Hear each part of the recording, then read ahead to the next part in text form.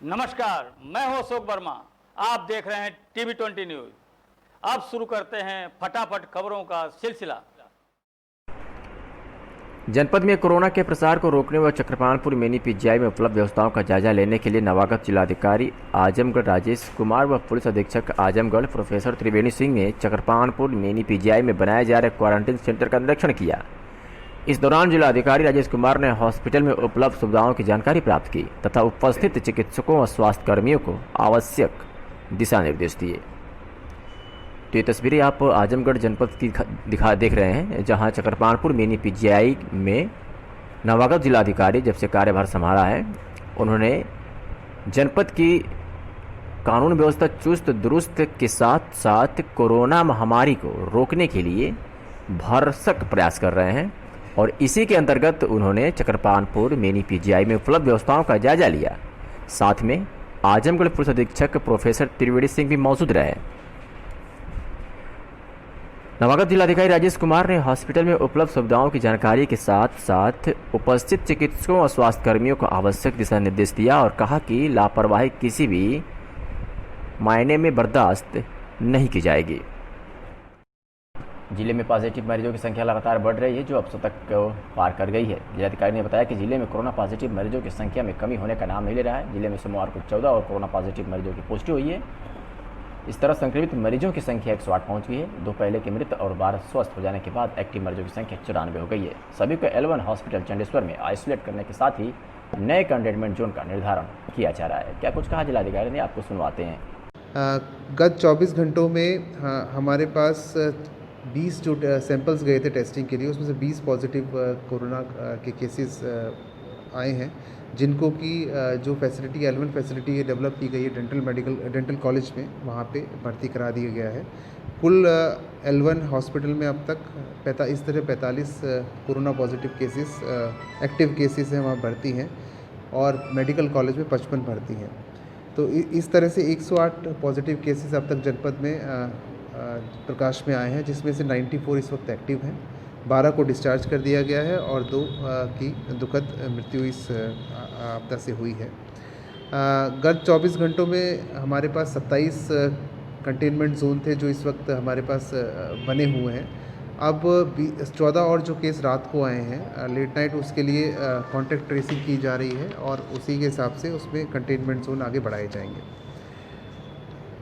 जनपद में अब तक कुल क्वारंटीन फैसिलिटीज़ 42 हैं जो कि एक्टिव हैं। हमने 513 चिन्हित जनपद में की हुई हैं, 42 एक्टिव हैं, जिसमें कि रुके हुए व्यक्तियों की संख्या 307 फैसिलिटी क्वारंटीन में है, 117 इंस्टीट्यूशनल क्वारंटीन में है और आश्रय स्थलों में 89 है। तो कुल 513 व्यक्ति जो हैं हमारी क्वारंटीन फैसिलिटी में रुके हुए हैं। सभी में कम्युनिटी किचन की व्यवस्था की गई है। इसके अलावा 24 घंटों में कुल प्रेषित जो हमने सैंपल भेजे हैं, नए सैंपल रैंडम सैंपल भेजे हैं, 70 सैंपल भेजे गए हैं टेस्टिंग के लिए। रिपोर्ट हमें 120 प्राप्त हुई है, जिसमें 100 नेगेटिव और 20 पॉजिटिव, जैसे कि मैंने पहले बताया था, वो पाए गए हैं। एसपी आजमगढ़ के निर्देश में अपराध व अपराधियों की गतिविधियों पर अंकुश लगाने हेतु चेकिंग अभियान के तहत 52 पत्ते व ताश के व माल फंड 30,200 रुपये तथा जमा तलाशी 61,800 रुपये सहित 18 अभियुक्तों को पुलिस ने गिरफ्तार किया है। आपको बता दें कि मुखबिर की सूचना पर बताए गए स्थान पर योजनाबद्ध ढंग से किशन सोनी के मकान को घेराबंदी करके दरवाजा खुलवाकर पुलिस ने जब दबिश दिया तो घर के अंदर 18 व्यक्ति ताश खेलते व बाजी लगाते हुए पाए गए, जिन्हें पुलिस वालों ने एक दूसरे के सहयोग से मौके पर ही पकड़ लिया। पुलिस ने आगे कार्रवाई करते हुए सभी के विरुद्ध मुकदमा पंजीकृत कर लिया है। जनपद में प्रवासी श्रमिकों व कामगारों का आने का सिलसिला जारी है। 24 घंटे के अंदर बस और ट्रेन के माध्यम से 5,249 लोग आए हैं, जिसमें से 2,730 आजमगढ़ के हैं तो वही 2,519 गैर जनपद के हैं, जिनको बस के माध्यम से उनके घरों के लिए रवाना कर दिया गया है। अब तक जनपद में बस और ट्रेन के माध्यम से 96,120 लोग पहुंच चुके हैं, जिसमें ट्रक व अन्य साधनों से पहुंचने वालों की संख्या अलग है। क्या कुछ कहा जिलाधिकारी ने, आपको सुनवाते हैं। जनपद आजमगढ़ की जो कोविड-19 के संबंध में आंकड़े हैं उसके बारे में हम बताना चाहेंगे। गत 24 घंटों में बस और रेल द्वारा जो प्रवासियों का जनपद में आगमन हुआ है वो 5,249 है, जिसमें 2,730 जनपद के निवासी हैं और 2519 गैर जनपद के हैं जिनको कि बसों के माध्यम से वहाँ भेज दिया गया है। अब तक कुल क्रमिक प्रवासियों का जनपद में जो आगमन है वो 95,120 औपचारिक माध्यम से हुआ है। मंडलायुक्त कनक त्रिपाठी के निर्देश पर गन्ना सर्वेक्षण के कार्यों की हुई जांच में तत्कालीन गन्ना पर्यवेक्षक द्वारा गन्ना माफियाओं से साठ गांठ कर उन्हें अनुचित लाभ पहुंचाने के उद्देश्य से सर्वेक्षण में हेराफेरी किए जाने का मामला उजागर हुआ है। मंडलीय जांच समिति द्वारा की गई जांच में जहां कई कृषकों के सर्वेक्षण में अंकित प्लांट मौके पर मिले ही नहीं, तो वहीं जो प्लाट मिले उनका गन्ना क्षेत्रफल काफी बढ़ाकर अंकित किया जाना पाया गया, जिससे स्पष्ट हुआ कि तत्कालीन गन्ना पर्यवेक्षक सर्किल इंचार्ज द्वारा अपने दायित्वों का निर्वहन सही ढंग से नहीं किया गया तथा गन्ना माफियाओं से साठगांठ कर उन्हें भारी आर्थिक लाभ पहुंचाया गया। मंडलायुक्त श्रीमती त्रिपाठी ने मंडल स्तर पर गठित जांच समिति द्वारा प्रस्तुत जांच आख्या एवं संस्तुति के आधार पर तत्कालीन गन्ना पर्यवेक्षक सुभाष यादव के विरुद्ध दंडात्मक कार्रवाई हेतु प्रबंध निदेशक उत्तर प्रदेश सरकारी चीनी मिल्स संघ लिमिटेड को संस्तुति प्रसिद्ध कर दी है। सत्यापन के दौरान गन्ना क्षेत्रफल में अंकित कई प्लाट मौके पर नहीं मिले हैं। गन्ना क्षेत्रफल की भी बढ़ाकर अंकित किया गया है। सर्वेक्षण में गन्ना माफियाओं से साठ गांठ कर उन्हें भारी आर्थिक लाभ पहुंचाया गया है। कृषक हित से जुड़े किसी भी कार्य में लापरवाही और अनियमितताएं किसी दशा में क्षम्य नहीं होगी, ऐसा कहना है मंडलायुक्त आजमगढ़ का। जिलाधिकारी ने बताया कि आज वह पुलिस अधीक्षक के साथ चक्रपाणपुर मेडिकल कॉलेज गए, जहां 55 पॉजिटिव मरीज भर्ती थे, जिसमें एक मरीज आईसीयू में भर्ती था, बाकी आइसोलेशन में। मरीजों ने बताया कि स्वास्थ्यकर्मी उनका बराबर ख्याल रख रहे हैं और उन्हें कोई परेशानी नहीं हो रही है। जिलाधिकारी ने अधिकारियों को निर्देश दिया कि अस्पताल परिसर में बराबर सैनिटाइज कराया जाए और साफ सफाई पर विशेष ध्यान दिया जाए। क्या कुछ कहा जिलाधिकारी ने, आपको सुनवाते हैं। आज जनपद में भ्रमण के दौरान एसएसपी साहब के साथ हम लोग भ्रमण पे निकले थे, जिसमें हम मेडिकल कॉलेज में गए जहाँ पे कि 55 कोरोना पॉजिटिव के मरीज भर्ती थे। एक उसमें से आईसीयू में, बाकी आइसोलेशन में है। वहाँ पे जो भर्ती हमारे कोरोना पॉजिटिव व्यक्ति हैं उनसे बात की गई, तो सभी ने सेवा संतुष्टि व्यक्त करी की और ये भी बताया कि डॉक्टर्स टाइम पे आ रहे हैं, खाना भी टाइम पे मिल रहा है और सूचना भी हमें प्राप्त हो रही है। तो संतुष्ट व्यक्त की। वहाँ पे एक निर्देश दिए गए कि साफ़ सफाई जो परिसर की है वो थोड़ी और इम्प्रूव कर दी जाए और वहाँ पे जो भी मरीज आते हैं उनका ध्यान रखा जाए। इसके साथ ही एक जिला जेल में भी एसएसपी साहब हम लोग गए थे, वहाँ पे उसका निरीक्षण किया गया। वहाँ भी कोविड के संबंध में उनको निर्देश दिए गए। साथ में जेल में मास्क बनाने के लिए निर्देशित किया गया कि पहले जो जिस तरह से मास्क बनाया गया उसको और भी बनाया जाए और साथ में भविष्य में अगर पेशी के लिए जाते हैं उसके लिए एक एसओपी बना लिया जाए कि उनको कैसे उनका ध्यान रखा जाएगा, कैसे सोशल डिस्टेंसिंग की जाएगी और कैसे सैनिटाइजेशन की व्यवस्था की जाएगी, उसके एसओपी बना के उसको एक बार लागू किया जाए। कल एक कंटेनमेंट जोन सदर में बना है जो कि पोस्ट ऑफिस गली हरा चुंगी वार्ड गुलामी का पूरा नगर पालिका क्षेत्र आजमगढ़ में बना था, उसको अभी निरीक्षण किया गया और वहाँ पे जो सैनिटाइजेशन भी कराया गया वहाँ की नगर पालिका की टीम से वो शुरू कराया गया और साथ में बैरिकेडिंग और बढ़ाने के वहाँ पे निर्देश भी दिए गए।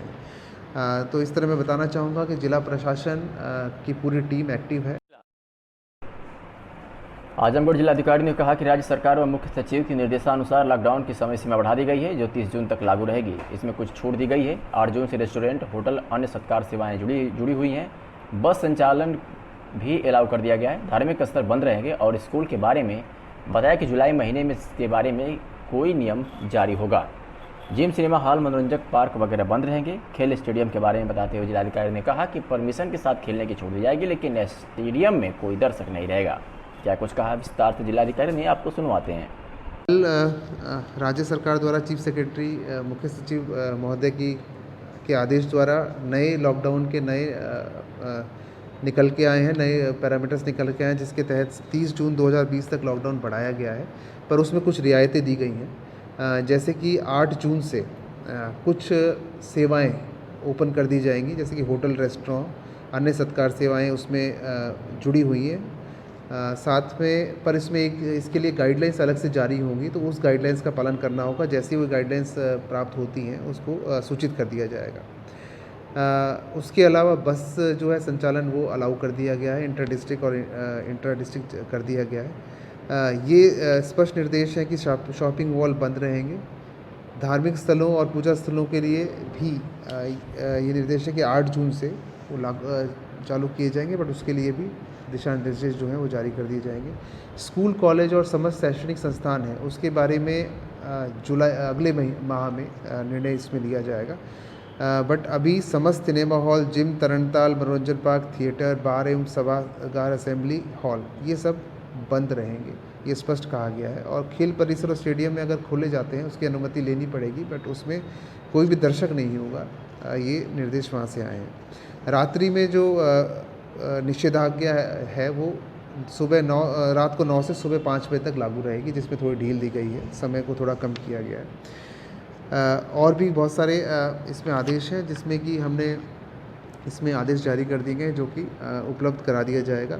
मार्केट्स में भी स्टैगरिंग करने के लिए आदेश हुआ है कि मार्केट खोले जाएं। असेंशियल जो आइटम्स हैं उनके लिए सारी दुकानें खुलने के निर्देश हैं, उसी के हिसाब से निर्देश जारी कर दिए गए हैं।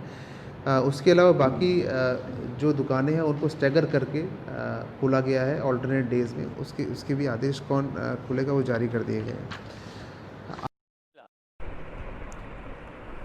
गंगा दशहरा श्री रामेश्वर प्रतिष्ठा दिवस के शुभ अवसर पर तमसा नदी के तट मां गायत्री घाट के साथ हर घाटों पर पौधरोपण और पौधों की देखभाल होते रहना पर्यावरण और मानव संरक्षण के लिए सराहनीय कार्य है।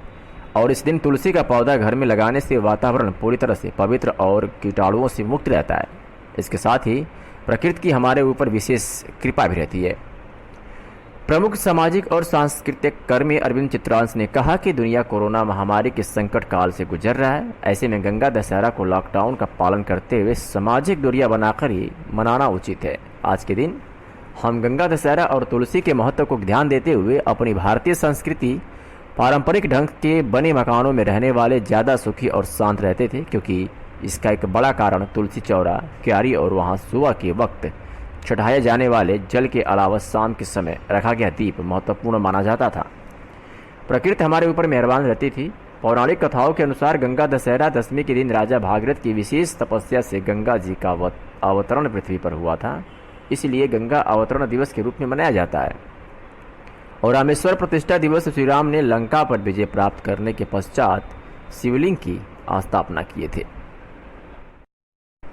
कार्यालय उपायुक्त उद्योग, जिला उद्योग प्रोत्साहन तथा उद्यमिता विकास केंद्र आजमगढ़ द्वारा PMEGP योजना के अंतर्गत लाभान्वित फार्म नंदिनी फैब्रिकेशन हरिकिशनपुर कोटिला आजमगढ़ द्वारा निर्मित पेडेस्टल हैंड सैनिटाइजर मशीन का जिला उद्योग प्रोत्साहन तथा उद्यमिता विकास केंद्र आजमगढ़ में निर्मित पेडेस्टल हैंड सैनिटाइजर मशीन की विशेषता के बारे में जानकारी दी गई। क्या कुछ खास है इस मशीन में, आइए आपको दिखाते हैं। आजमगढ़ का हमारी फर्म है नंदिनी फैब्रिकेशन, जो आपके सहयोग से हमारे यहाँ चल रही है आजमगढ़ रानीसराय में PMEGP की योजना से। और उसके अंतर्गत ये मशीन बनाई हुई है, जो इसमें एकदम सब लोकल सामान लगा हुआ है। लोकल का मतलब कि जैसे जो रेगुलर मार्केट में मिलने वाली चीज़ है, जैसे इसका ये पैडल या हमने अपने यहाँ बना हुआ गैरेज में ही, और इसका जो ये तार लगा है ये मोटरसाइकिल के ये एक्सीलेटर का है। और ये पाइप तो आम सभी जगहों पे मिली जाती है। ये ऐसा प्रोडक्ट बनाया गया है और इसमें एक ये स्प्रिंग जो किसानों के इंजनों में लगता है वो स्प्रिंग है, और उसी का यूज़ करके ये आपका सिंपल तरीके से यहाँ दबाइए और यहाँ हैंड सैनिटाइजर कॉन्टैक्ट लेस में या अपना हाथ रख कर सकते हैं। और मोदी जी के लोकल पे वोकल करने का वो संदेश। और ये इसका कास्ट करीब 1300 रुपये जाएगा। धन्यवाद। जनपद में लॉकडाउन 5 के बारे में पुलिस अधीक्षक प्रोफेसर त्रिवेणी सिंह ने बताते हुए कहा कि अब जनपद में बाइक पर 2 लोग बैठ सकते हैं, लेकिन दोनों लोगों को मास्क व हेलमेट लगाना आवश्यक है। दुकानदारों के बारे में बताते हुए कहा कि दुकानदार और दुकान पर आए ग्राहक को भी मास्क लगाना जरूरी है और साथ ही सोशल डिस्टेंस का ख्याल रखना बहुत ज़रूरी है। अगर ऐसा कोई नहीं करता है तो उसके खिलाफ कार्रवाई की जाएगी। रात के समय में बताते हुए कहा कि रात 9 बजे से सुबह 5 बजे तक किसी भी व्यक्ति को बाहर निकलने की इजाज़त नहीं है, सिवाय आवश्यक सेवाओं के लोगों के सिवा। क्या कुछ कहा SP आजमगढ़ ने, आपको सुनवाते हैं। तो लॉकडाउन 1 में क्या क्या नियम है, सब कुछ देखिए ये अब पहले कल तक ये व्यवस्था थी कि मोटरसाइकिल पे 2 आदमी नहीं चल सकते। अब आज से व्यवस्था ये है कि मोटरसाइकिल पे 2 आदमी चल सकते हैं। शर्त यह है कि दोनों हेलमेट लगाएंगे और मास्क पहने रहेंगे। अपना मास्क, फेस कवर और प्लस हेलमेट ये लगा के चलेंगे। 2 आदमी मोटरसाइकिल पे अब चल सकते हैं। तो दुकानों की क्या व्यवस्था खोलने में जो और बाहर जाने वाले नहीं, दुकानें खुल गई हैं। दुकानों के लिए निर्देश है कि प्रत्येक दुकानदार सैनिटाइजर की व्यवस्था किए रहेंगे।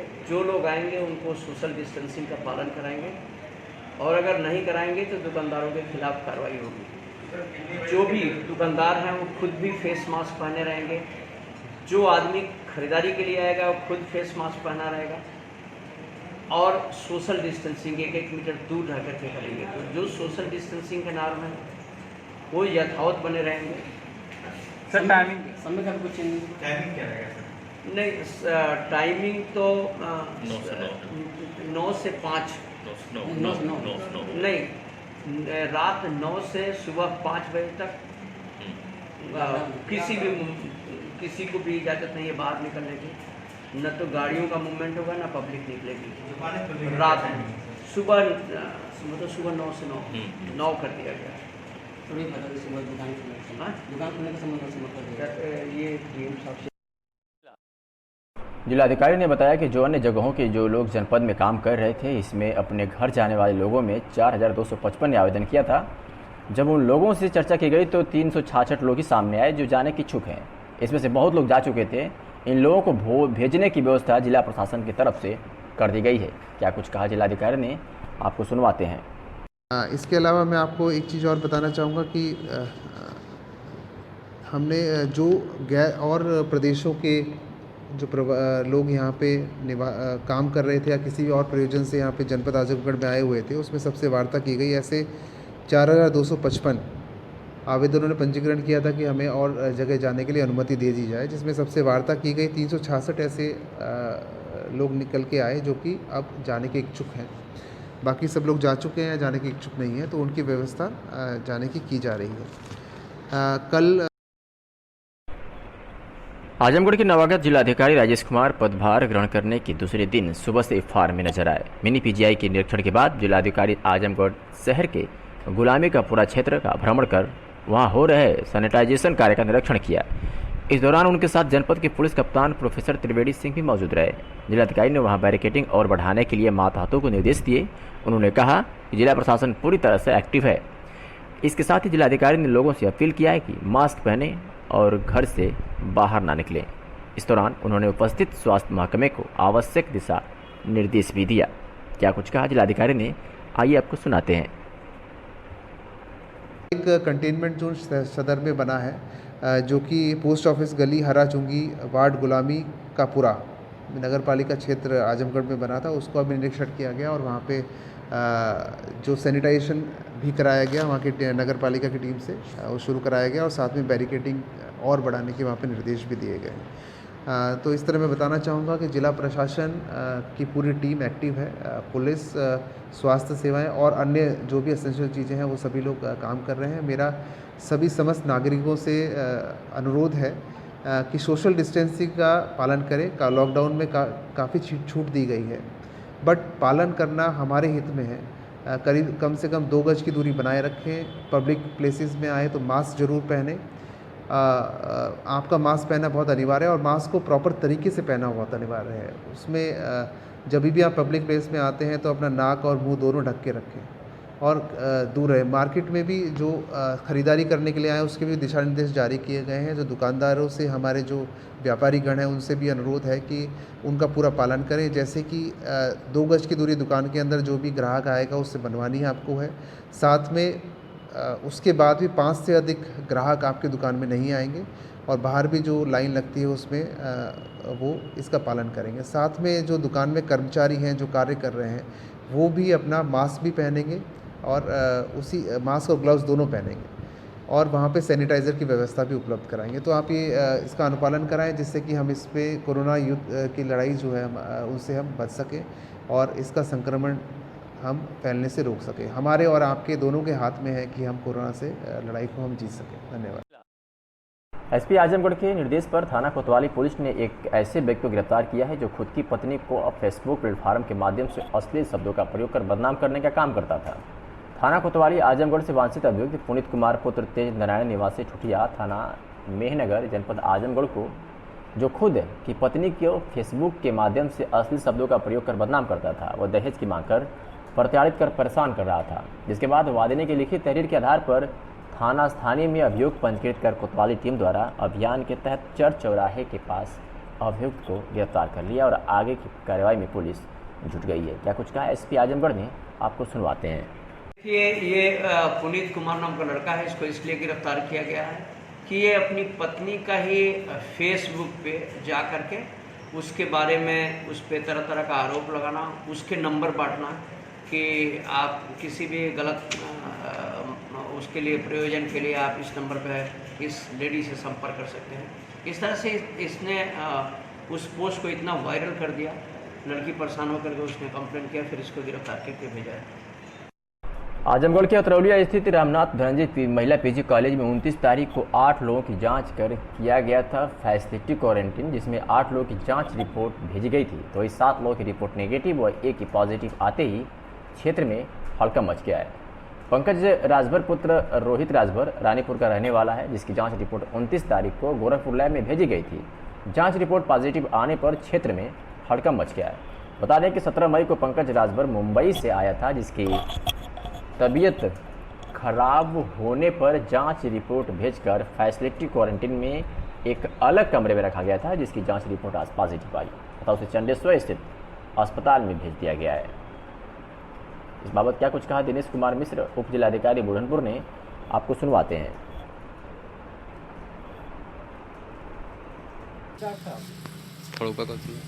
सर, जो आज रिपोर्ट आई हुई है, कितने लोग क्वारंटीन थे, कितने पॉजिटिव आए सर, कितने नेगेटिव आए सर?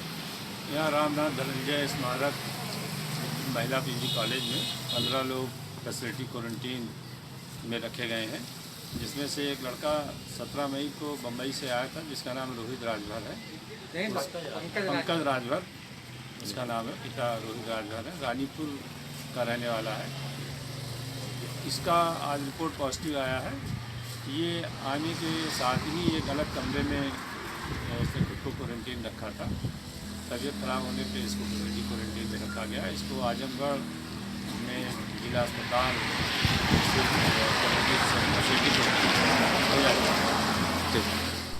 आजमगढ़ के निजामाबाद नगर पंचायत निजामाबाद के वार्ड नंबर 8 मोहल्ला तेलीपुर गांधीनगर का एक युवक वीरेंद्र मधेसिया लगभग 20 दिन पूर्व एक मैजिक से अपने पड़ोसी कंचन तथा इसके 14 अन्य साथी कुल 17 लोगों के साथ मुंबई से आया था।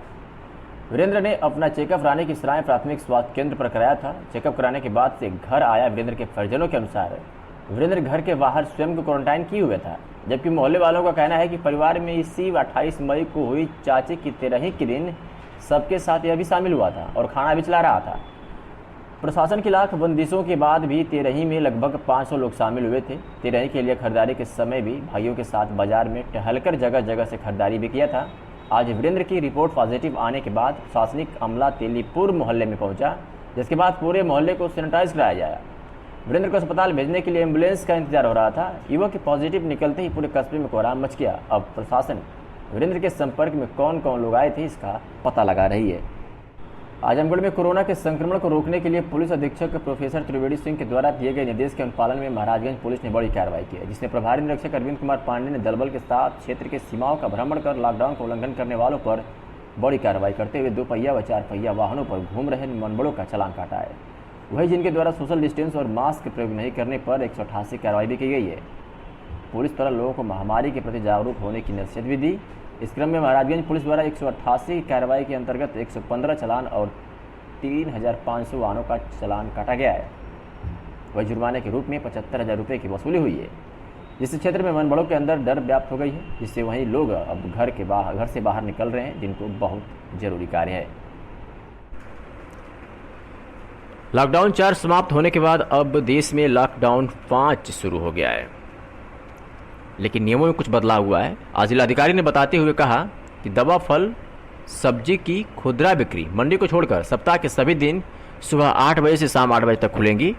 किराना, कृषि उपकरण, उर्वरक, रसायन व बीज, जनसेवा केंद्र, वर्कशॉप, बिजली व पंखे की दुकान, मोबाइल व recharge, building material, auto parts, street vendor, पटरी व्यवसायी, कॉलोनी के अंदर की दुकानें, आवासीय परिसर के अंदर की दुकानें सोमवार से शनिवार सुबह 8 बजे से शाम 8 बजे तक खुलेंगी।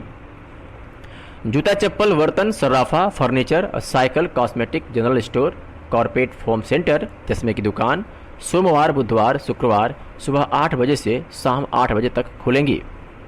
तो एक कपड़ा readymade store, trailer, dry cleaners की दुकान मंगलवार, गुरुवार, शनिवार सुबह 8 बजे से शाम 8 बजे तक खुलेंगी। और ऑटोमोबाइल शोरूम व वर्कशॉप, मिठाई की दुकान सोमवार से शनिवार सुबह 8 बजे से शाम 8 बजे तक खुलेगी।